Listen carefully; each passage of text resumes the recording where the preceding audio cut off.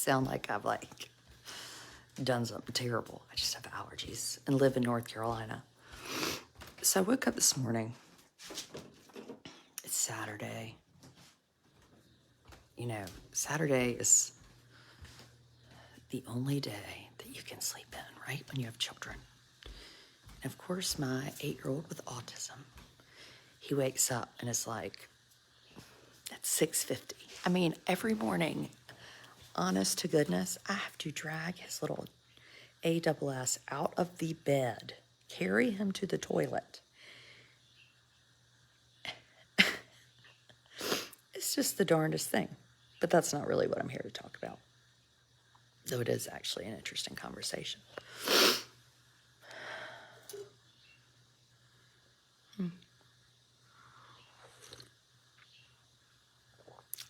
Good morning. Good morning. Good morning. My subscribers are on. We're going to be talking about 10 a.m. We have a few topics to hit on.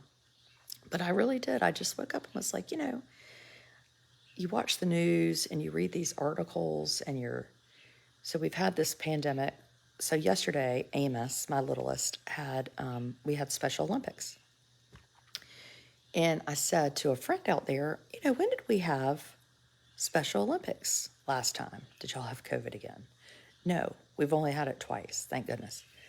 And she said it was 2019, right? Because the pandemic happened just about this time 2 years ago and everything shut down. Remember, public schools shut down. Everything was just kaput, right?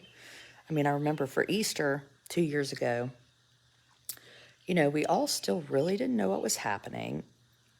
And we were at the beach and we had Easter brunch with our neighbors. So we were all kind of had moved down to the beach with our kids, clearly doing virtual school. And we did it outside. We were all being super careful. There were no vaccines. Nobody knew anything. So anyway, Special Olympics hasn't been since 2019. So Amos would have been 5 at the last one. And yesterday I was like, that's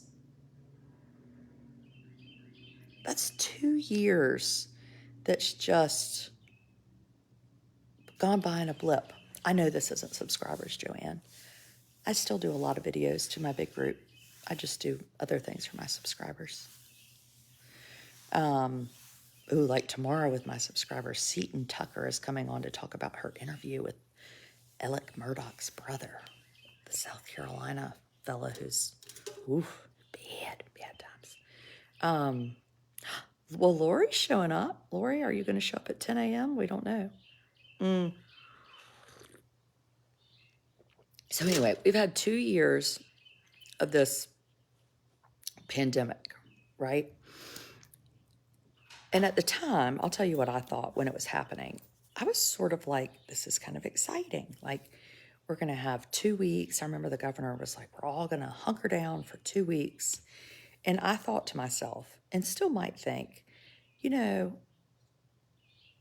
this is kind of awesome. I might like to do this every year. Have 2 weeks when you can't leave. You're just, in lockdown mode.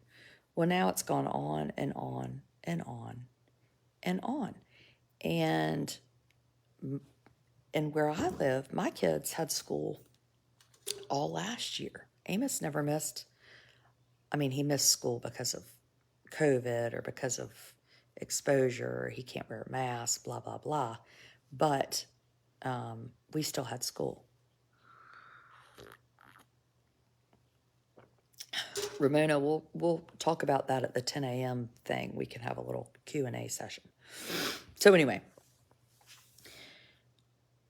it's been a long 2 years. The Atlantic had an article and it said, why are people so weird? I read this morning, there have been 2 people fined by the airlines for biting flight attendants. These are not children. Hey, Deborah. These are not children. These are adults that got upset and bit other adults. Bit. And I don't think they were drunk.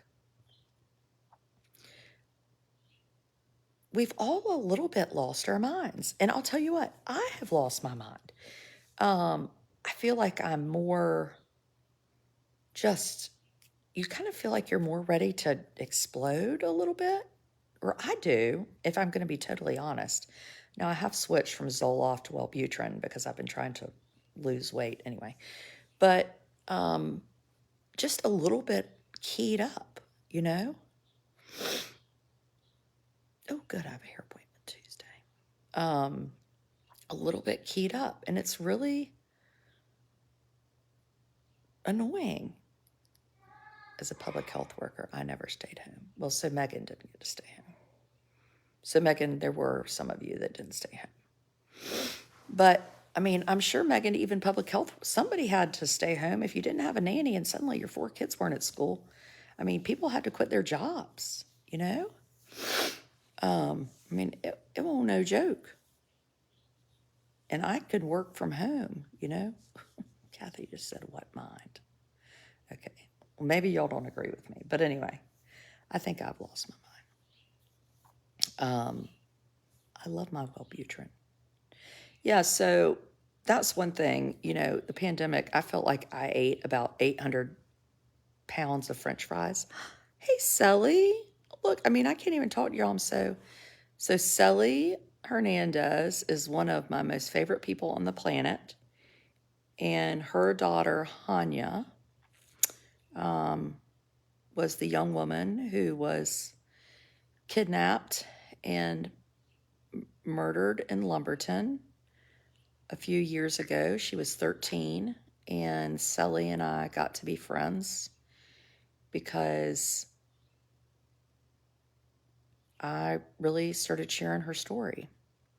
And at the time, the national news media wasn't sharing it. It was really something. And yeah, I'm on the big page. The other day, I teased a little bit, but I said, you know, what hill, like the hill you're going to die on, right? Like, what matters the most to you? You know, what are you going to say? And to me, like, what matters most to you is how you spend your time, right? And what happened to Hanya, and really what happened with Sally and her family, and was super important to me. Anyway, I think that's, you know, we all have to pick what matters to us, which some of this, like, people going apeshit over mask. I'm like, you know, there's bigger things in the world to fuss about than that. You know, you have to like kind of pick your battles. What really matters to you, and me too. I mean, I think sometimes we go down a rabbit hole of a battle, and we're like, meh. I'm more emotional. Yes, Diana. So anyway, choose how you're going to spend your time. And now we've got Ukraine and what's happening over there. And it's terrible, right? Terrible. And you're kind of like, well, I shouldn't really be complaining because these folks have it awful. And sending messages to people that I've met in Ukraine like every other day. Are you okay? How are you? You know, you're just wanting to check in on folks. Anyway. So how do you stay grounded when you feel like the world is like a ping pong ball? I don't know. Is Amos younger than the kids he raced against? Yes, he was, Marla. So in the Special Olympics, because we're a pretty small system, they just did all the ages together because we don't have but so many kids in the Special Olympics. And years ago, we would do it with lots of different schools. So for right now, it's just our school system, which honestly I loved because it was at our local high school. I had friends that came and cheered for us. Mary Scott, my friend, came. Brooke and Emma Rich came. So yes, total side. faith, meditation. Yeah, I think for me, one thing has been that we're just kind of talking, just general discussion, pandemic, Ukraine stuff, is that I'm like, I need to lose some weight. I need to get myself together. And I hope tomorrow night on my big page, Angela Thatcher, so she's been doing weekly videos with my supporters on health stuff. So she's a PA that specializes in obesity medicine. And I've been seeing her now for about maybe 8 weeks or so. And she's awesome. In what's happened to the girl who went missing? Was she found in Florida? Trisha, we're going to be talking about that at 10 a.m. on the subscriber page. She was found, Katie. We're going to be talking all about that. Had a long talk with her grandmother 2 days ago. Be stuffing eggs with lottery tickets. Read the word of God and you won't be afraid. Yeah, I'm a faithful person.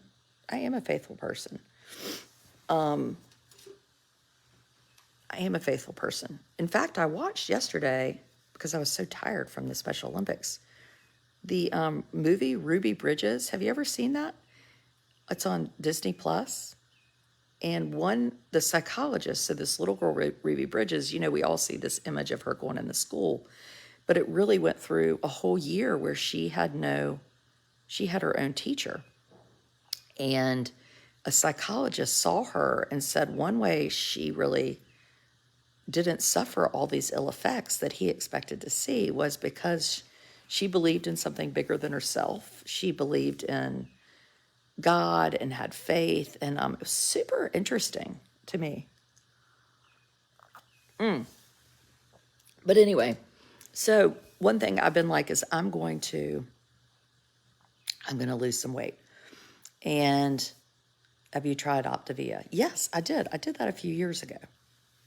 So Lisa, I did that a few years ago and lost some weight, but the trouble for me was I couldn't sustain it. So Optavia, you eat a very prescribed amount of food. It's prepackaged, great. But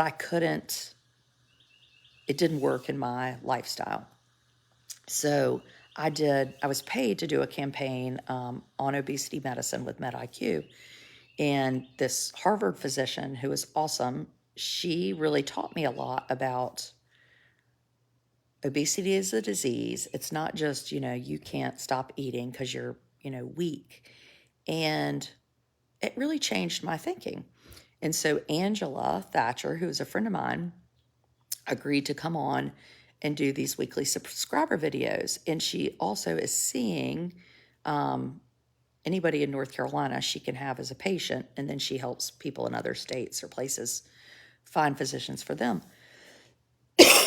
And anyway, like the first 2 weeks, we switched from Zoloft, or it took about a month. I went from Zoloft to Wellbutrin because Zoloft kind of causes weight gain. I've been on it for 12 years and did some intermittent fasting.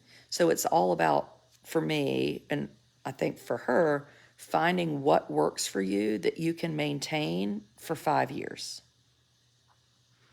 And so that's kind of big.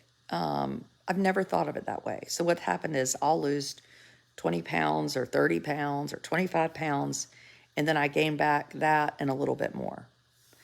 And I'm sick of doing that. It's not healthy for my body. And this might take a while, but that's okay because I have time. Are you recovering from a cold? No, I have terrible allergies because I live in a pollen planet. It's true. I do. And it's about to rain, which is good. That might wash some of it away. So anyway, and then I started some weight loss medicine called Saxenda it's been almost 2 weeks ago. And I've lost I've lost about 2 pounds a week since I've started on this. And I feel good. Yesterday I was able to run at the Special Olympics, which was kind of awesome, honestly. It's like such a dumb thing, but it was awesome. And I feel like I can maintain. Last night I had a little bit of steak.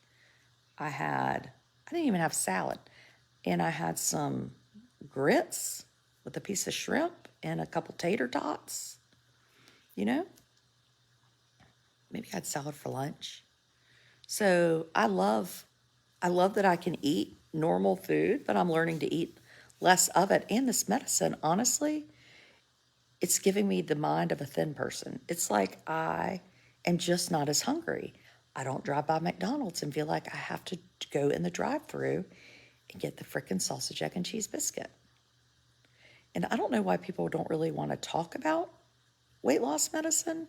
I think there's a little bit of or surgery, like a little bit of a stigma, like they cheated, and like, no, I didn't cheat. I have got to be healthy. So it's either weight loss medicine or I can end up on medicine for a bunch of other things because I'm like, an oinker, right? So anyway, drinking water. I mean, so it's, Angela, I was a month of 10 pounds before I even started the medicine. I take Saxenda, Trudy, but I mean, I would encourage people to talk to their physician. So I'm going to hopefully get Angela on tomorrow night to kind of talk about this a little bit in general. And then my subscribers, we're doing these weekly health videos, and it's super helpful. But there's Wegovy, there's Saxenda, there's all sorts of things. Ozempic. It's hard when you're cooking for others too. Yeah, and Julie, I will say this has made it easy because I'm still eating what everybody else is eating, but I'm just not eating as much. And I think it's helped my whole family. Like Blair the other day, she took a fruit salad to lunch. I mean, I ain't never taken any fruit salad anywhere for lunch. And it was her idea. My insurance won't pay for those. So, Christine, somebody told me that there are a couple of the medicines that are not for weight loss that your insurance will cover. But again, you probably need to talk to your doctor about it. So anyway, is weight loss medicine covered on most insurance? Laura, I think it totally depends on what kind of insurance people have. Generally, I think if you are a state employee or a federal employee, you have the best insurance, which is why I always say I want to be able to pay for Medicaid. Do you have to be considered obese? Yes, you do. And Angela can speak to that. You have to have like a BMI of 30 or a BMI of, what was she saying the other day? Or a BMI of 27 plus one other risk factor.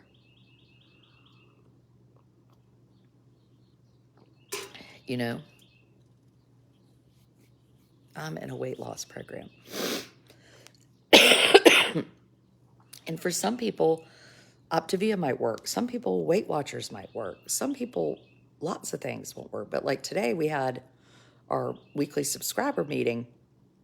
We were talking, and I was saying, I'm still drinking like a Pepsi a day. Just really, and she was like, I think you need to take a week off from Pepsi and kind of get that taste for sugar out of your mouth. I was like, okay, I could do that for a week, right? So just kind of learning slowly how to do those things. Look, Megan's going to the gym.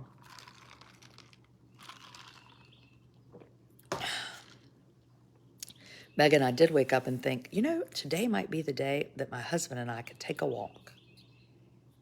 I think we will do that. And I have Amos, who's 8. So to take him on a walk is like, you're not getting any exercise because you're kind of like meandering. You do a lot of stopping. And then you can put him in the stroller, but he's 8, so he's kind of big in the stroller. And we've rented a bike for a vacation. I mean, it's a real thing. Like, subscribers, remind me, we're going to do that as a topic. What do you do when you have a person with special needs? Like, they can never be left at home alone, right? So your other kids, they get to an age and you could be like, goodbye, or you could go run to the store. You can't leave him alone. Yesterday, he was here with my husband. My husband was grilling steaks, and he took a sandwich in plastic, one of those really healthy Uncrustables, and put it in the oven. I mean, we were here. We just weren't watching him that second. And I went to get the tater tots out of the oven, and my husband said, there's something else in there. I said, Amos, you can't put anything in the oven. He went, it's hot. I mean, anyway, it's a whole nother debacle. Debacle. I don't really know where this conversation started.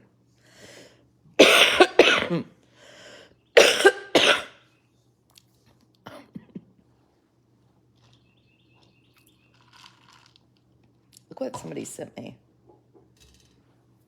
Do you know what this is? I guess because I'm always talking about people are Fruit Loops. Somebody sent me a candle, and legit, it smells just like Fruit Loops.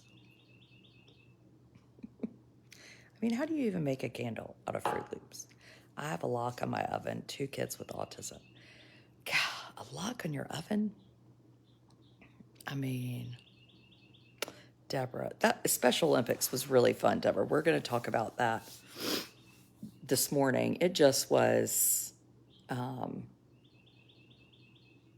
there are so many things in life that are super, super hard and super, do you take anything for your allergies? I need an inhaler. I just haven't gotten one. Yes, I take Claritin and Flonase and everything under the sun. That's the other thing. We take a lot of medicine around here. We have Amos's medicine morning and night, Mommy's medicine. I mean, I feel like I'm like a pharmacy dispensary around here. Yeah, so the Special Olympics, I always thought, oh, thank you, Terry. I always just, I don't know. I went when Amos was super little. He wasn't even old enough to go. I think he was about 3, and I took my son Thomas. I was like, I'm going to take him to the Special Olympics. It was in Elizabeth City back then, because I think we really need to see how this works. Yeah, I did a lot of filming, Nina. I shared a video on a reel, and I think I put up lots of different pictures for my subscribers. I'll put up some videos for y'all. And the year I went, I was like, wow, that was something. And my friend Brooke that came yesterday, her husband is little Thomas's godfather, and she has Emma, who's 3, and she was like, Emma and I might come. And I was like, that'd be awesome. Oh my God, Mary Scott says I have a cold and not allergies. I do not. I do not have a cold. Darn it. She also has my daughter spend the night at her house, so I can't be too mean. So Mary Scott came, took a picture, watched Amos race a little while. It is the neatest. It is the weirdest thing to feel so included. It sounds so silly. It's not like I walk around and don't feel included, but the last time I had been at that track, and Amos loves that track. Yes, Terry, me too. In fact, Terry, I have volunteered to co-chair the organization of it next year, and I would really like to get more kids involved. So I'll talk to you. Maybe we could even get your kids from your high school over. Anyway, it's just such a wonderful thing for the students to do. And, oh no, I forgot what I was saying. What was I saying? Oh, the last time we'd been on that track was like 2 weeks before, when I took Amos to the kids' track meet, and he did well. And at the end, he was like pissed because he couldn't get on the track. And, when Amos was 3 and had a great big fuss, he was 3. Well, now he's 8. And when he's 8 and has a great big fuss, he's gotten into this new thing where he sounds like a Tyrannosaurus Rex. It's sort of terrifying sounding. And he might kick something or toss something or whatever. Well, he was doing that as we were leaving the track meet a couple weeks ago. And, people are looking at him. And they're not looking at him in like a bad way. They're just looking at him as any normal person would. If you heard a small child screaming behind you, you'd be like, oh, what's happening, right? So yesterday, his ass was ready to go home at 11. Well, it didn't end till 1.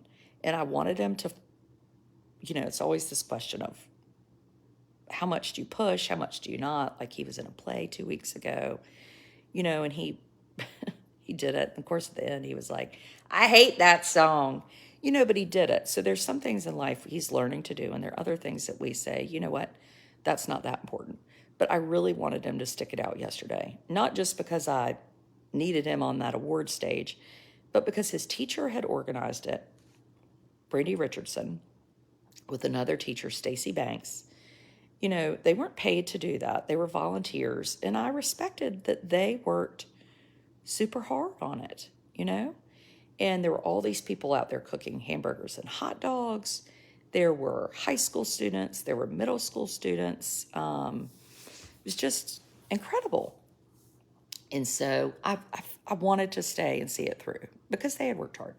Well, getting him to stay and see it through was like, plucking your eyeballs out. So he got in I'm sure the coach was probably about to kill us. He was in the sand pile for the track thing, and then he found some cone and made volcanoes and shoved mud in it. And then we washed our hands 400 times in the bathroom. He ate a half a loaf of cinnamon raisin bread.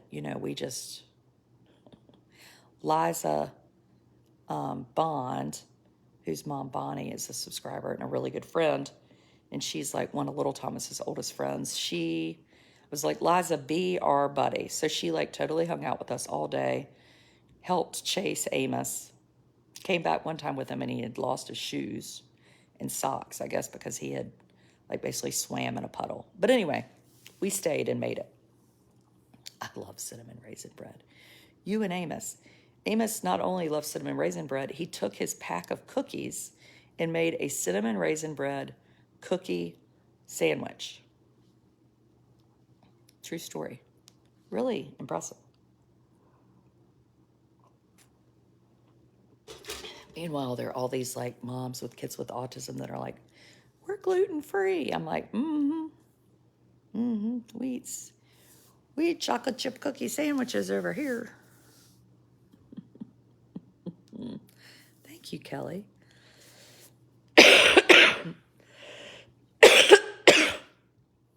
Yeah, so somebody was talking about, does Mary Scott have children? She does. She has 3. She has twins who are Blair's age.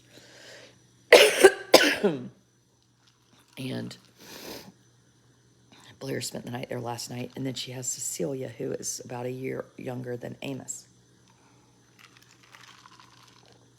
Good morning. You made it to a live. Subscriber live is at 10. I just had a need to chit-chat with the world out there this morning. A cookie sandwich. I can't stand righteousness. Now, I don't even know what that is. Oh, sorry to hear that, Marla. Eating is a task in and outside of itself. It's so true. So true.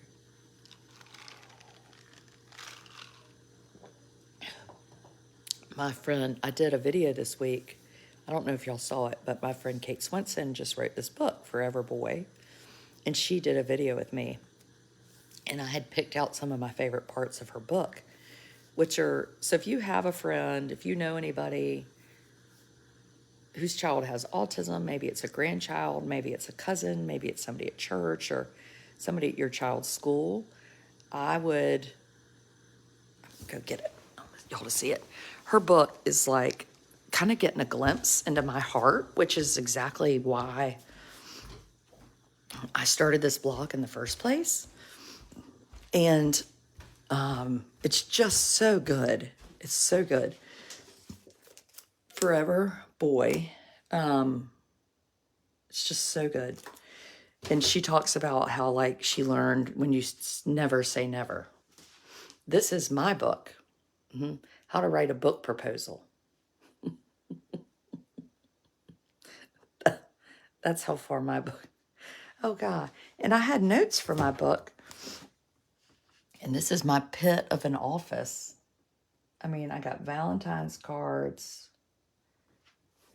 I got cash. We made $550 at the track meet for the middle school, and I wrote a check to the principal. I promise I didn't just steal all that money. Oh, God, now the cats. Well, look at all these cats. The cats can't... The cats are so sad. Why the cat must come in. I enjoy this morning coffee talk. Good. You have a good day. So anyway, thoughts on Ukraine. You know, I haven't written much about Ukraine. It's debilitating. It is debilitating, isn't it? To look and you feel like you tell these stories and they're the same stories. They just get worse. And I always want to think when I'm writing, like, am I helping? What am I doing? Am I adding to the conversation? I think at this point, one thing that's come out of my conversation is, do you have a cold? No, I have allergies.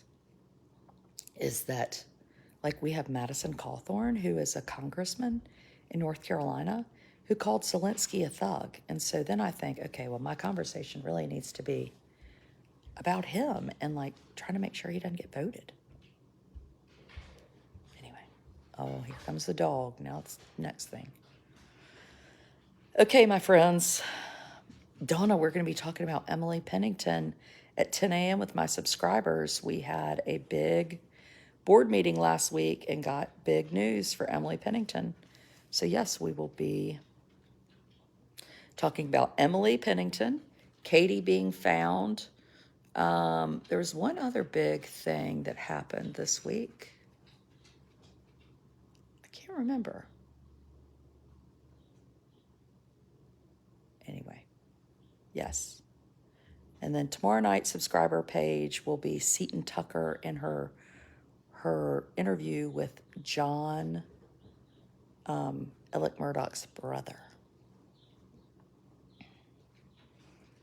But yeah, the Ukraine thing, I just feel like I'm, like, focused on getting Madison Cawthorn not elected again, because that's useful, right? And it's related to Ukraine. Just because you're like, no. Cheryl, I hope you do subscribe. I know people are like, why does she charge $5 for videos? It's so tacky. You know, it's this, it's that, the other. Well, it enables me to have this as a job. And I like to think that I'm doing a good job. Like, who's going to hire me to help advocate for the Emily Penningtons of the world, or for a little girl with special needs from North Carolina who is missing and nobody even knows about it. So $5 a month by a couple thousand people. Now, granted, they take a third, but enables me to stay home and spend 60 hours a week working on trying to help Emily Pennington. So it might be emailing people in the district. It might be talking to school board members multiple times, talking to the family, you know, brainstorming with advocates in that area. It's really, I love it. It's time consuming and I love it. And Emily Pennington's that week really wore my ass out. What is the link to subscribe? I'll put it up in this after. So anyway, if you subscribe from your computer through, like, Facebook Pay, they don't take 30%. I think if you do PayPal or Apple Pay, those fools get 30%. It's crazy. I mean, what? Just for taking payment. Anyway. So yeah, and now this morning has been good. We haven't had any bots on here. But I let y'all pick topics. Like somebody said last night, you said we were going to talk about, you know, getting to Amos's diagnosis. So we might do that. Or somebody might say, I really want to know the backstory of Madison Cawthorn. Or, I like the paintings in your house. Can we have an art tour? And we're like, yeah. Or, will your daughter come on and, will you make steak soup? Our cooking videos. The last cooking video I did with my children, it turned into like all the things I've ever done that were terrible as a mother, like laid out there on the table. I mean, Russell was like, and remember that time you left me at Dunkin' Donuts? It's like, oh my God. I mean, is there no forgiveness? Like, does God forgive you contingently? I mean, yes, I left him at Dunkin' Donuts. I did. It's a true story. He was like 5. I drove away and left him. He had gotten out of the car. I went to Dunkin' Donuts. I told him to pee in the bushes, get back in the car, because he wouldn't go in Dunkin' Donuts because he had on his pajamas. Little Thomas wasn't with me. We go down, a mile down the road. Amos is crying. He's a tiny baby. I said, Russell, what's wrong with him? I look back there. There's no Russell in the car. Hey, Kate, finding Cooper's voice. Kate, I was just sharing your book with my people, telling them how much I enjoyed it. I do have subscribers from Australia. I try to do my videos like sometimes early in the morning, sometimes late at night, sometimes lunchtime, so different people can catch lives, but you can always watch them later. You hope CPS isn't listening. So anyway, I left him at Dunkin' Donuts. I went back, and he, to this day, is convinced that I did it on purpose. Like, why would I have done that? Anyway. I mean, it was bad. It was bad. And even the person at Dunkin' Donuts was like, why did you do that? I was like, oh my gosh, I didn't do it on purpose. Like, I've kept him for 5 years. What about today in July, a random like Tuesday? Why would I be like, well, you know what? I've just had it with him. I mean, anyway. So there's a little bit of subscriber reality for you. There's no secrets in this house. Y'all have a good day, subscribers. I'll see you at 10. Okay? Bye.